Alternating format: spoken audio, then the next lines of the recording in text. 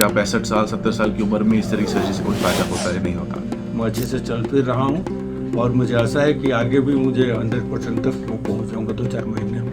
और लोगों को इस तरह की सर्जरी के लिए आप सलाह देंगे करानी चाहिए? बिल्कुल बिल्कुल। नमस्कार, हमारे साथ पेशेंट हैं मिस्टर उमाशंकर, जिनकी उम्र 65 ईयर्स है और ये हमारे पास करीब 7 महीने पहले आए थे। इनको स्पाइन से रिलेटेड प्रॉब्लम थे, जिसमें इनको चलने में दिक्कत थी, कमर में दर्द था, पैरों में सूनपना था और हमने इनकी स्पाइन की सर्जरी करी क्योंकि एमआरआई में हमें दिख रहा था कि नसों में दबाव है।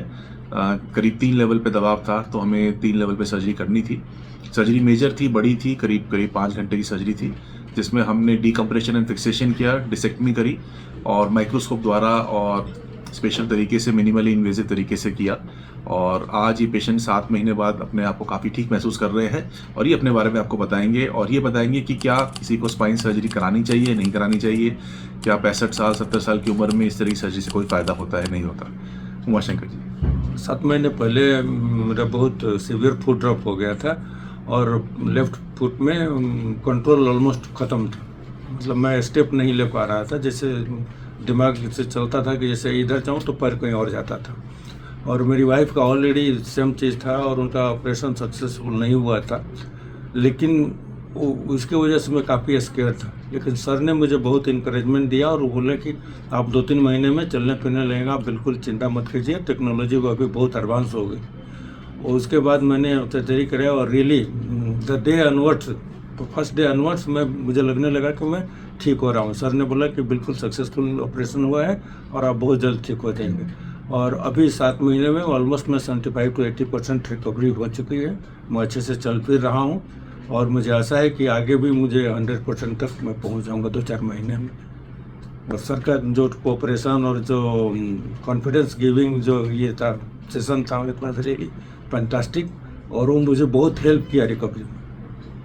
और लोगों को इस तरह की सर्जरी के लिए आप सलाह देंगे करानी चाहिए? बिल्कुल बिल्कुल फिर मैं दूंगा। अगर ज़रूरत है तो अभी मेरा डरना नहीं चाहिए। बिल्कुल बिल्कुल डरना नहीं चाहिए, क्योंकि डे बाई डे जितना भी एज बढ़ेगा और बीमारियां बढ़ेंगे उतना दिक्कत आगे हो सकती है। तो अच्छा है कि हम इनिशियल स्टेज में जब भी हमें पता चले सर की सलाह लेकर और हम ऑपरेशन से बिल्कुल घबराएंगे। धन्यवाद। मैं बहुत बहुत धन्यवाद करूंगा उमाशंकर जी का। और मेरा भी यही मैसेज है कि जो 90% लोग हैं जिनको कमर की तकलीफ है उनको सर्जरी की ज़रूरत नहीं होती, वो दवाई से ठीक हो जाते हैं। पर जिन लोगों को 10% को एमआरआई में सिग्निफिकेंट फाइंडिंग्स है और साथ में तकलीफ बहुत ज़्यादा है और सर्जरी से फ़ायदा हो सकता है, वो स्पाइन सर्जन ही असेस कर पाता है। अगर फ़ायदा हो सकता है तो उन्हें सर्जरी एडवाइस करी जाती है, उनको सर्जरी करानी चाहिए विद मॉडर्न गैजेट्स जैसे कि माइक्रोस्कोप है, एंडोस्कोप है, स्पेशल हमारे पास इम्प्लांट्स अवेलेबल हैं, जो लेटेस्ट टेक्निक्स अवेलेबल हैं। इससे अगर हम सर्जरी करते हैं तो पेशेंट जो है वो अपने काम पर दोबारा लौट सकते हैं, अपनी नॉर्मल लाइफ लीड कर सकते हैं और उसमें कॉम्प्लिकेशन होने के चांसेस बड़े मिनिमम होते हैं। ऐसा नहीं कि 0% होते हैं, लेकिन मिनिमम होते हैं। और अगर 99% पेशेंट्स को इनसे फ़ायदा होगा तो क्यों नहीं वो सर्जरी करवाई जाए। Thank you. एक चीज़ और बोलना चाहता हूँ, जैसा कि सर ने बताया, मतलब मेरे पास वर्ड्स नहीं है।